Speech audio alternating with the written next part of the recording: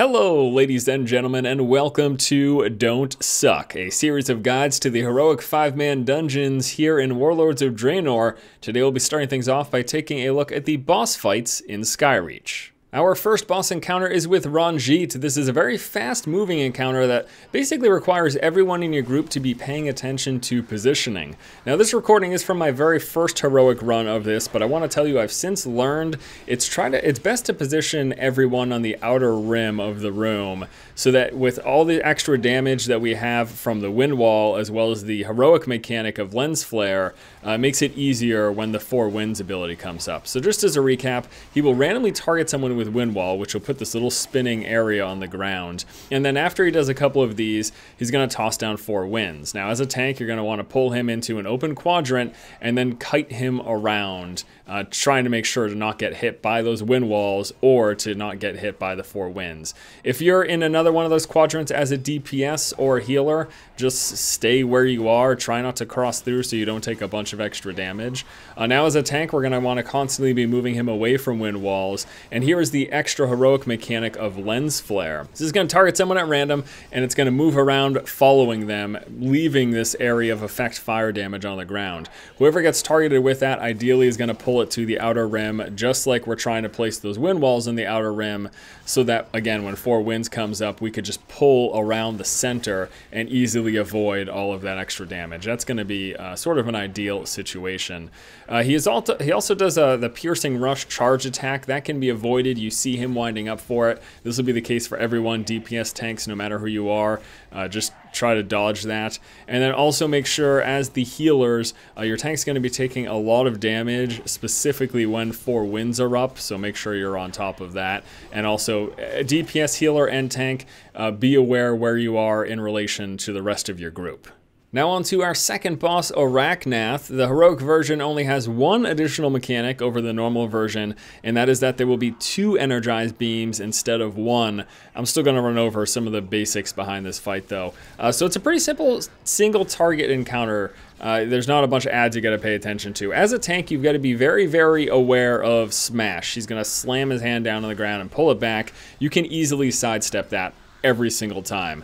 After doing a couple smashes, he is then going to do burst. Now, for the burst, you want to use some damage reduction, no matter who you are, even if you're DPS. If you have some damage reduction, cut back on that damage from burst to make your healer's life a little bit easier, but that's going to be mass damage to the entire group. We also have Energize, which we will have these beams come down and target Nath, and the longer they're on him, the more they're going to heal him for. So whether you are a DPS, the tank, or the healer, if you want to stand in the way of that beam, because this is a DPS race. Now his burst, every time he casts it, he's going to get a buff that will increase the damage over the next burst. So it's basically a DPS race, and if he gets a lot of this healing, it's going to mean more bursts go off, and that's going to mean you're taking more and more group damage till eventually your healer just can't sustain how massive it is. You can see it's just getting worse and worse the longer it goes on. So be on top of getting in the way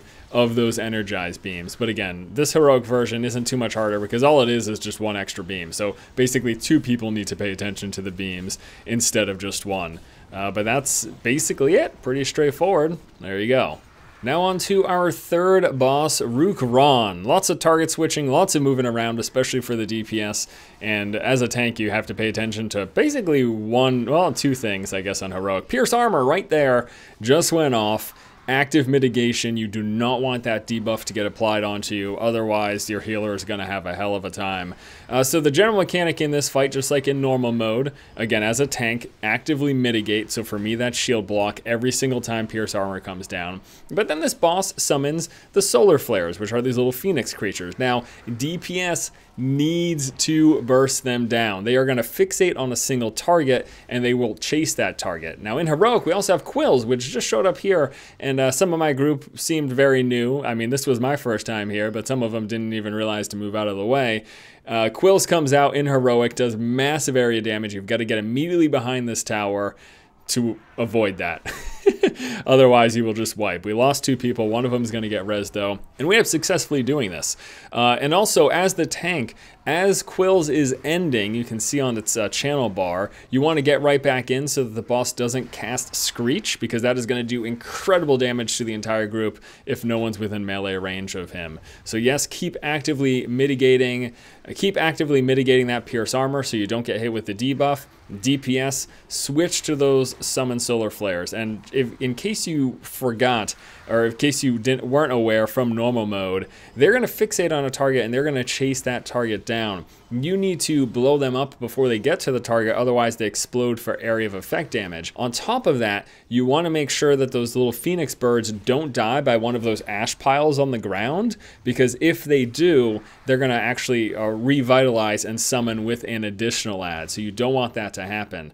Now, as you can see here, while Quilt is up, these phoenixes, the solar flares, can still be dancing around. So slow them up.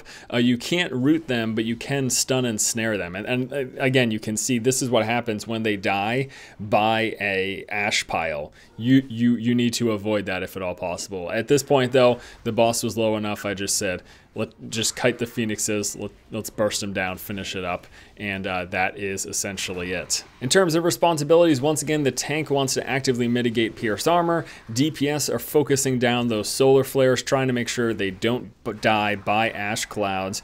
And for the healer, just be aware of where those phoenixes are, just be aware of when your tank gets hit with Pierce Armor, and take it from there. And now for the final boss here in Skywatch, who is the High Sage Virix. We're going to tank him right by the entrance here, basically right in the middle of the circle. Heroic version actually has no additional mechanics to the normal version. It's just, you know, harder. He's going to be hitting a little harder. He's got a little more health, whatever. But all the mechanics are entirely the same. So let's go ahead and recap those mechanics. Shortly into the fight, he's going to call on Cast Down, which at point he'll summon a Solar Zealot, which will target a person and start pulling them to the edge. This is why we're tanking the boss where we are, because if everyone's in this area, it's going to be easier for the DPS to get on that Zealot and burst it down as much as possible. Now, if you're pugging like I was here, and as the tank you need to help with that DPS, so be it. You don't want anyone getting pulled over the edge, because then they die.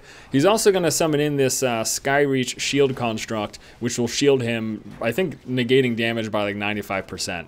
So interrupt that. You can interrupt that shielding. I also found it, especially in pugs, it's best to just kill the dude. I mean, it seems like you actually don't really have to, because you can interrupt the shielding and still damage the boss, but better safe than sorry. Kill the dude, kill those dudes. And then we've got this lens flare. Whoever gets targeted with that, well, you want to pull it all the way to the edge. That's the best bet. Pull it right to the edge, because the entire group is going to be sitting around here, again, for best response to those cast down call, the zealots, pulling people over the edge. If everyone's right here, we can burst those down right away. If the lens flare is on the edge of the map, no one's ever going to get hit by it, and that's the ideal situation. So yeah, heroic mode, no additional mechanics, surprisingly enough. I actually am astonished that there's no... I figured at least they would be like maybe 2 zealots get called down instead of 1, but no, nothing.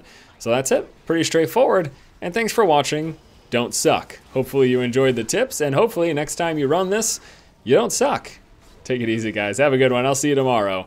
Keep watching and keep owning.